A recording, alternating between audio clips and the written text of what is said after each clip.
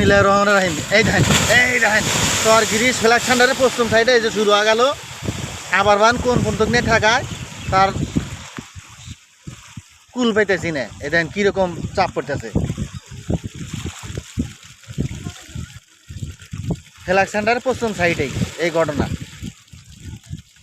ভাঙ্গা শুরু হইলো ঈদের সামানে, একাতে দিনও খারাপ, ওইরকম চাপ পড়তেছে বরাবরই। একবারে ওই আপনার সাদা ফলার থেকে বেটুয়া বন্ধ ওইরকম চাপ পড়তেছে। হাটের উপরে ওই দেখেন শব্দ কোন সাইডে তেন কোন সাইডে। আবার ওই যে নায়ের উপর পড়ছিল, নায়ের গোলে টোলে সব ভেঙে হেলা দিয়েছে, মাটি টাটি সব সরাইলো।